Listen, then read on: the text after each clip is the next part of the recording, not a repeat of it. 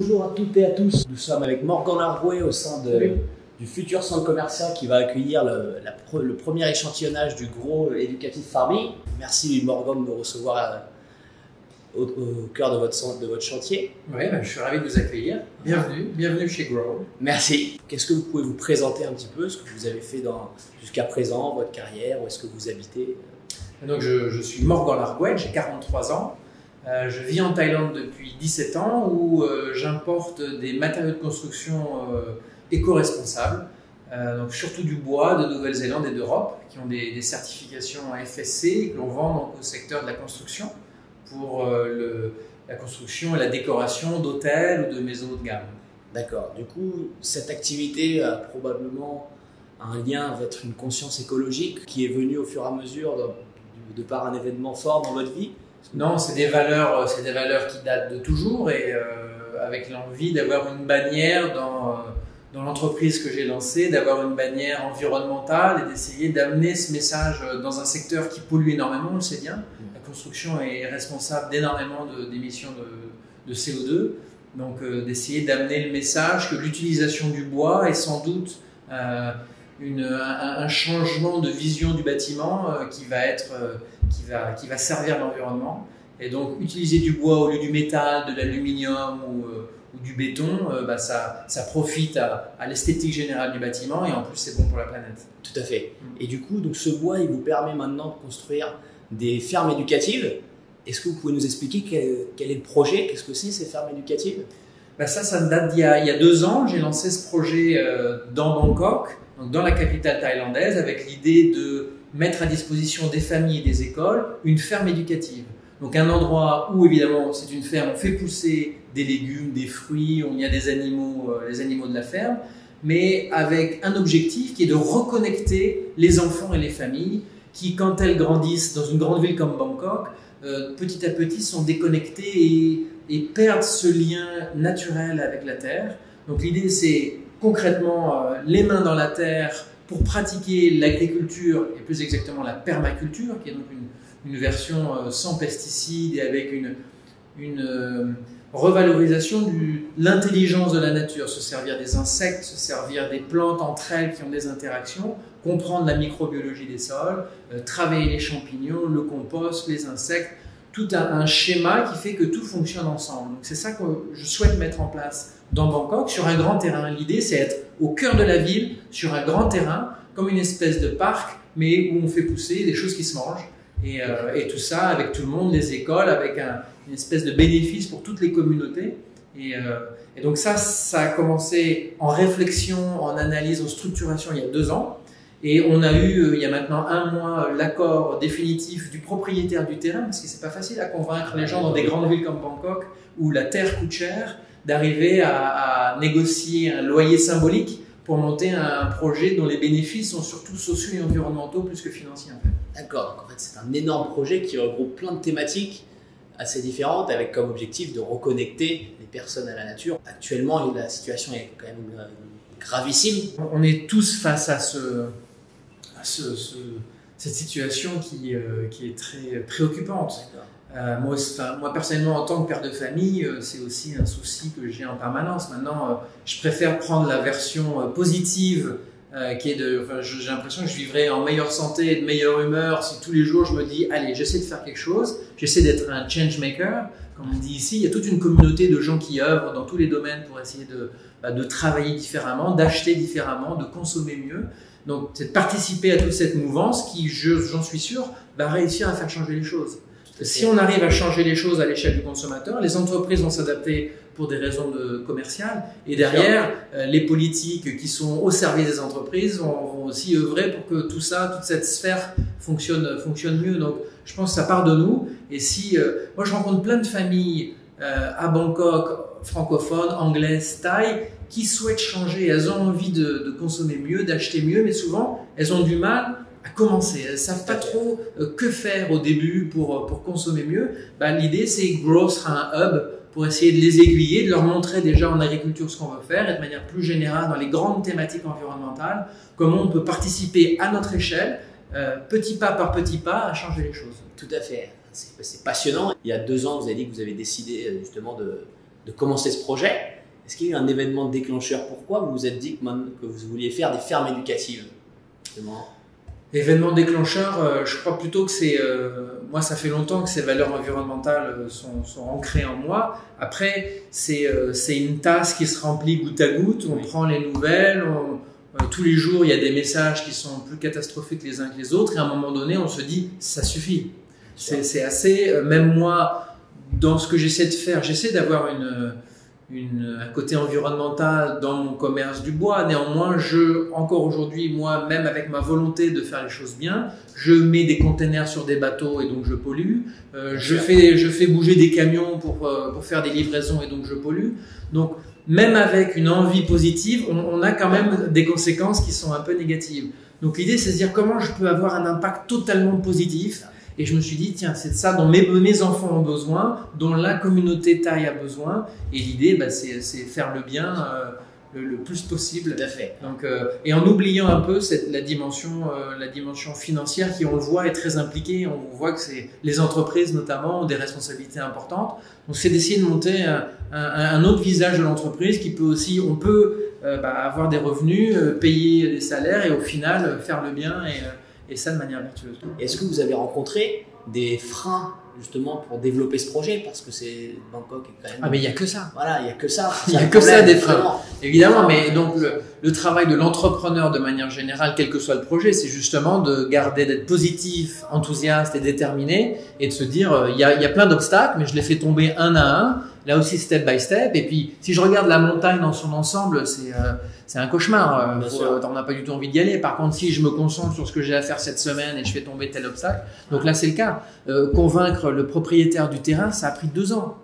C'est 2 ans, quand on a envie de commencer, c'est hyper long. Et là, on n'a qu'une autorisation. Donc là, on a un papier qui nous autorise à commencer l'exploitation. Mais derrière, maintenant, il y a encore plein de choses à faire. Voilà, faut tout faire. Aller convaincre les écoles qu'on a les compétences et que notre projet il tient la route.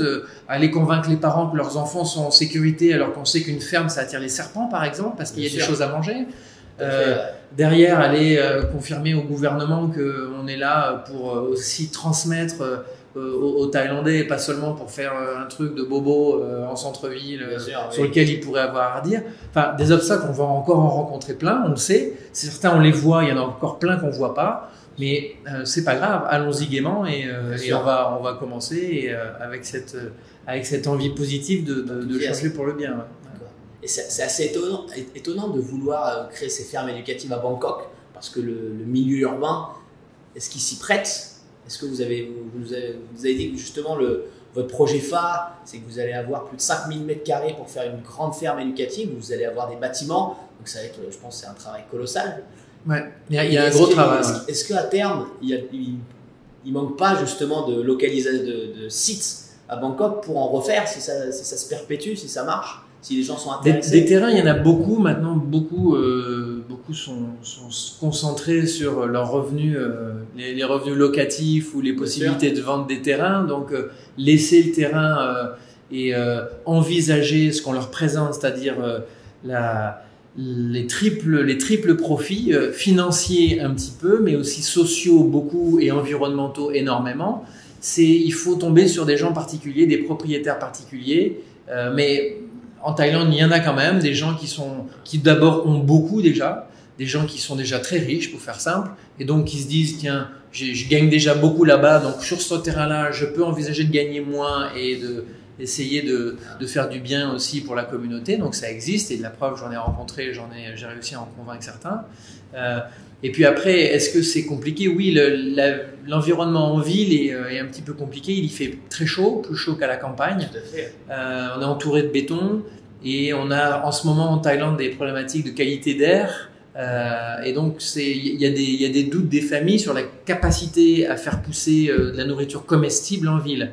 Donc c'est à nous de leur démontrer que la nourriture agricole dépend surtout de la qualité du sol, et on va faire beaucoup d'efforts pour rendre le sol sur lequel on va se poser et pour l'améliorer, parce qu'il y a plein de techniques pour améliorer la qualité d'un sol, développer la microbiologie du sol avec tout un tas d'insectes, de champignons qu'on va mettre en place et qu'on va développer. Tout ça prend du temps. Donc aussi, il y a une valeur temps une valeur temps qui nous détache un peu des projets commerciaux classiques. Bien sûr. Puisqu'il nous faut, on sait, à peu près 2 ans pour développer un sol et le rendre en bon état, on va dire, en meilleur état qu'il est aujourd'hui. Pour qu'ils puissent faire des légumes comestibles pour les enfants qui s'en occuperont. Absolument, absolument. Et quelle est votre vision à moyen terme, justement, d'ici 5-10 ans, votre projet? Est-ce que vous aimeriez développer ça dans les campagnes, dans d'autres pays? Moi, ce que j'aimerais, c'est que... d'autres projets, d'autres idées, si ça fonctionne? Trop. Donc, la difficulté, c'est mettre le frein et arriver à se concentrer sur la base, ce qui est le plus important, mettre en place la base pour après être solide quand on développe le reste. Mais effectivement, on sent que il y a un besoin des écoles et de moultes organisations pour venir chercher de l'information et chercher de la pédagogie liée à l'environnement et à l'agriculture. Donc l'idée, c'est d'en faire une espèce de grand centre de formation, pas que pour les enfants, mais pour tous les gens qui s'intéressent à cette reconnexion et à l'envie de recomprendre la nature, comment ça fonctionne et comment on peut travailler avec elle plutôt que contre elle. Bien sûr. C'est-à-dire quitter ce réflexe qu'on a de prédation et donc d'aller se servir au maximum, mais plutôt de se dire, tiens, comment je peux créer une relation à la nature qui bénéficie à elle et à moi. Donc c'est du win-win. Et ça, on n'est pas tellement dans ce modèle-là aujourd'hui. Donc c'est redévelopper ça, une espèce d'harmonie. Et donc cet endroit, comme d'autres après, mais encore une fois, c'est step by step. Comment cet endroit-là peut devenir en ville un endroit où on vient chercher de l'info, se former, écouter des gens qui savent. Parce que moi, je suis qu'un point de départ, mais il y a des experts extraordinaires en Thaïlande. Beaucoup de Thaïlandais qui sont très connectés encore, qui ont des parents qui sont encore agriculteurs. Donc il y a plein de gens qui ont d'énormes compétences, donc c'est juste leur donner la parole pour qu'ils diffusent le message en fait, alors qu'aujourd'hui ils ont peu de vitrines et peu d'expositions. C'est de travailler un peu en intelligence collective, c'est un peu cette idée. Exactement. L'enjeu serait principalement d'essayer d'éduquer les Thaïs, ou vous avez quand même, grâce aux expatriés, la possibilité de... Vous avez déjà des gens qui vont s'intéresser à votre projet parce que c'est des expats qui viennent de pays où cette thématique, ces économies sont plus ou moins matures en fait. Ouais. Alors notre projet étant en Thaïlande, il est d'abord pour les Thaïs. D'abord pour les Thaïlandais. Il se trouve qu'on est à Bangkok, on est entouré d'écoles internationales où il y a effectivement beaucoup d'enfants étrangers. Donc on œuvre pour eux et les cours seront beaucoup en anglais. On est en train de préparer des éducateurs en japonais également. Mais on est en Thaïlande, donc recevoir des écoles thaï et les familles thaï, ça sera notre souci principal. Maintenant, quand on compare la France et la Thaïlande, en termes de lien et de connexion à la nature, les Thaïlandais sont meilleurs que nous. Ils sont encore très connectés à la nature et il y a énormément de Thaïlandais qui ont encore, comme je dis, des parents qui sont à la terre, en train de cultiver, agriculteurs. Tout le monde a encore dans sa famille quelqu'un qui est en train de travailler la terre. Alors que chez nous, c'est beaucoup plus rare maintenant. Les fermes sont devenues des énormes exploitations où le fermier, il est plus homme d'affaires. Donc nous, on a davantage perdu ce lien. Les Thaïlandais l'ont encore. En revanche, effectivement, dans l'éducation à la protection de l'environnement comme le plastique, la France a de l'avance, mais parce qu'elle a de l'avance sur ces domaines-là, mais elle a du retard sur d'autres. Donc, il y a un équilibre qui se fait. Bien sûr. Effectivement, sur la qualité de la nourriture, etc. aussi, bon, là, dans les deux pays, c'est compliqué. La Thaïlande utilise encore énormément de pesticides dans son agriculture intensive. Donc là aussi, c'est essayer d'éduquer dans la façon de cultiver, puis dans la façon de faire la cuisine aussi.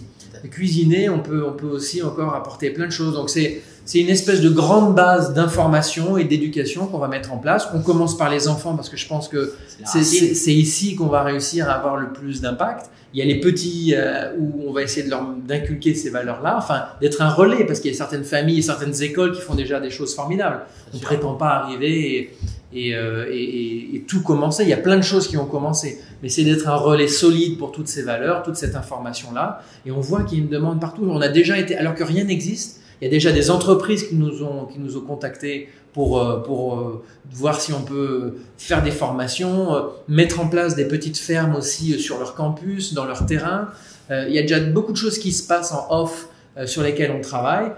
Pour l'instant, notre souci, c'est d'exister, de commencer à construire notre communauté. Ici, dans ce centre commercial, en plein cœur de Bangkok, c'est de monter un petit échantillon, donc sur ce petit terrain, de faire un potager en ville et déjà de commencer à avoir cette relation avec les enfants, avec les familles. Et à partir de l'année prochaine, 2020, on se lance sur le grand terrain à côté des écoles internationales. Vous êtes en train d'amener votre pierre à l'édifice. C'est ça, de participer comme on doit tous le faire, à mon avis, et d'apporter notre participation à ce changement qui n'est pas seulement nécessaire, qui est essentiel, qui est fondamental parce qu'on est encore trop à pas avoir pris la mesure de la crise qui se présente à nous. Bien sûr. Est-ce que vous auriez un message à faire passer pour ces personnes-là?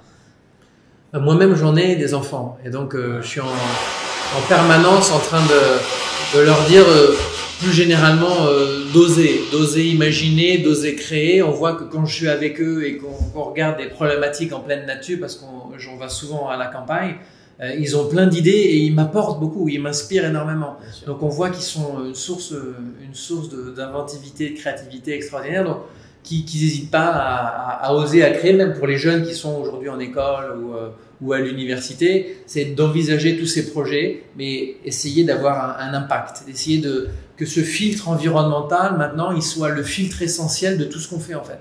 Qu'on aille au supermarché, qu'on aille faire une balade en forêt, qu'on envisage un voyage ou un projet d'entreprise, à chaque fois, c'est de mettre dessus un filtre environnemental qui est impératif. On ne peut plus envisager aujourd'hui d'avoir une initiative sans penser à ça. Ça me paraît impossible. Et donc, travaillons tous ensemble pour que les choses changent et vite. Parce qu'on n'a pas non plus, on n'a pas 200 ans. Il faut que là, dans les 20 ans qui viennent, on ait mis en place un nouveau modèle, qu'on sente un changement de cap qui soit extrêmement fort et pas seulement du superficiel et du cosmétique. Il faut faire des choses en profondeur maintenant. Super. Un dernier conseil pour des étudiants qui aimeraient travailler dans le développement durable mais qui ne savent pas trop par où commencer? La seule chose à faire, c'est se confronter, aller sur le terrain. Déjà, vous avez probablement déjà des feelings, des impressions, des choses qui vous intéressent. Il faut aller voir les gens, il faut aller taper aux portes, téléphoner, envoyer des emails, se confronter au réel. Dans la menuiserie, puisque aujourd'hui c'est l'univers dans lequel j'évolue, j'ai des jeunes Français qui viennent me voir et qui me disent tiens, comment ça fonctionne un menuisier à l'étranger, est-ce qu'on peut bosser avec si on parle pas français, comment ça se passe, l'outillage? Ils posent plein de questions.